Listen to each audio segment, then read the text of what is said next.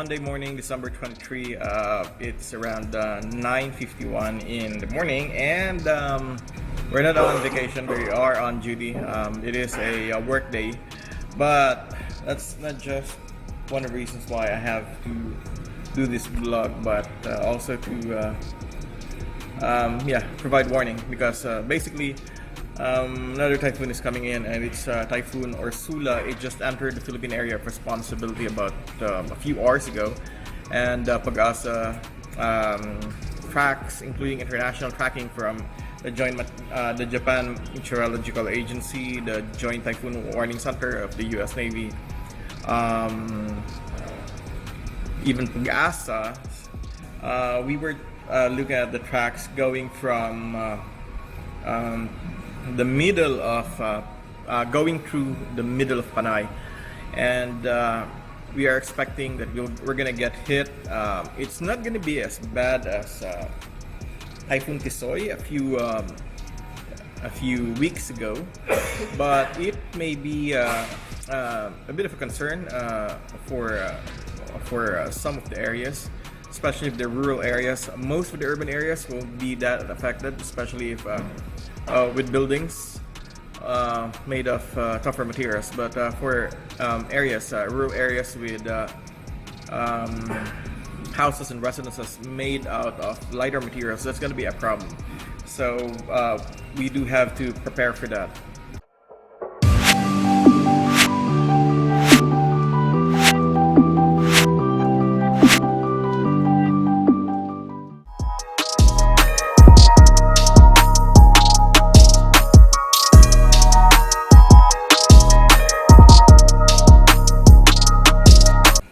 So I just posted some of the photos.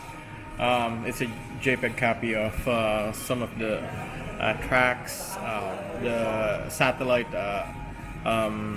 data of the typhoon, which is Typhoon Ursula.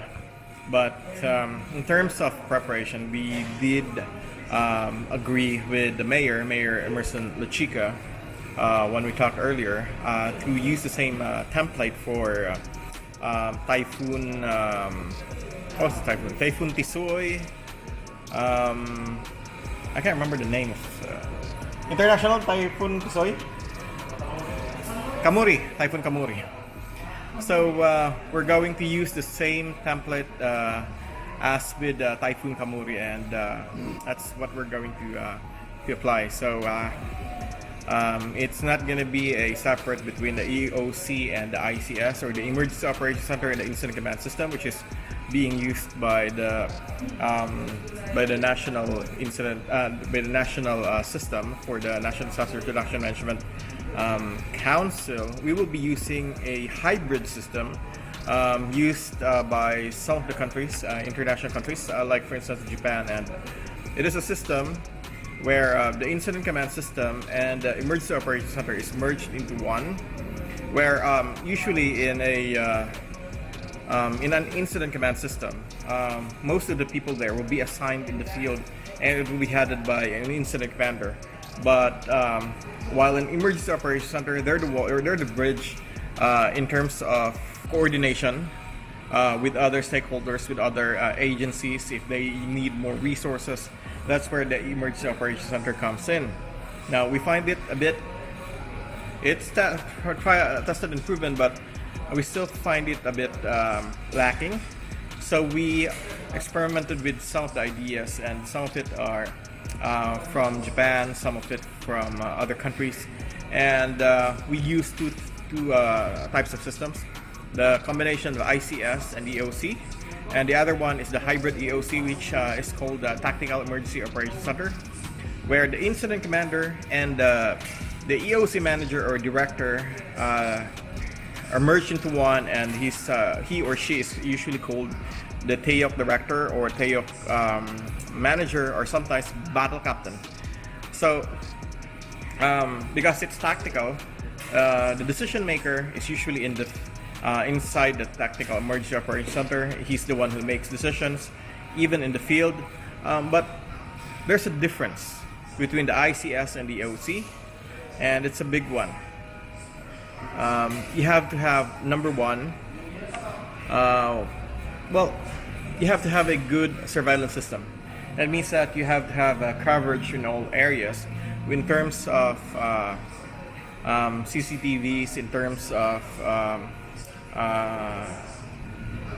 drone surveillance, even body cam that's being used online. If your staff are in the field, you can see what they're doing because they're wearing a 4G body cam. So that works actually, and that's number one. Number two is communication. So communication, it's a bit hard. Even the Philippines, we do twice now for 2 consecutive years that our repeater system got hit and burnt by lightning. Even though we placed several lightning arresters, it didn't work. We are testing several new types of communication, and we're still using VHF as backbone. Secondary is the IP communication, or the internet communication, using IP radios. And then the third is a combination between UHF VHF communication, which is a crossband repeater. But we found that crossband repeaters doesn't really have a big span of range, and it gives us a problem. So we went back to VHF. That's number 3. That's communications. And number 4, management. So management, it's all centered in the Tactical Emergency Operations Center. It's all in there. It's being run and being managed by not just by one person as a TAEOC director or battle captain, but he's being helped by TAEOC personnel from who will be members of the Municipal Disaster Reduction Management Council. You've got the department heads, division chiefs who are handling most of the resources and who are handling most of the systems. Now, what about those guys in the field? Those guys in the field are being run by the operations manager and the operations section chief. The operations section chief is similar to the ones in the incident command system, but this time he takes his orders directly from the TAEOC director or the battle captain. Just like in the major event security framework, and that's the one that works actually.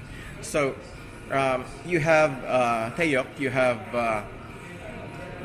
the operations manager, our operations section chief, taking orders from a TAEOC director, and it cuts a bit of red tape or cuts a bit of processes from coordination, because the coordination is being also handled by the TAEOC or the Tactical Emergency Operations Center. So it's being swept in one motion, and it's being done together.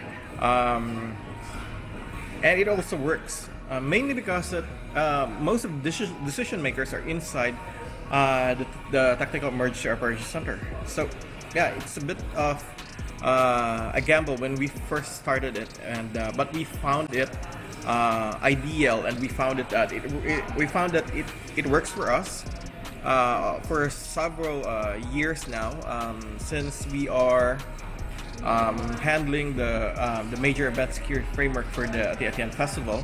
I'm actually one of the deputy commanders for the emergency preparedness and response. So that works for us, and it has worked well. And we've used TAEOC we've used TAEOC in comparison to ICS and EOC on times that that you don't need the incident commander on the field. So you have the TAEOC director in the system in the operations center, and he's the one taking giving orders, and the guys taking orders are in the field. It works in major event security framework for security operations and law enforcement operations. It's also on typhoons, on some incidents where you don't need the tech director in the field, because he can make decisions and he's got situational awareness inside the Tactical Emergency Operations Center. Now, in terms of firefighting, or let's say water search and rescue, you get to have the incident commander on the field, and that's where we also use the ICS EOC platform, and it works well for us. So I guess this is part of our preparation.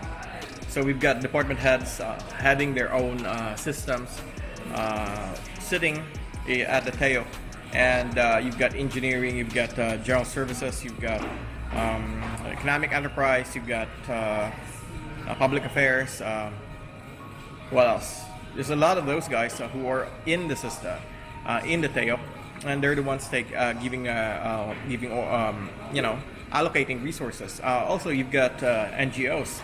You've got auxiliaries, the Philippine Coast Guard Auxiliary. You've got the Red Cross.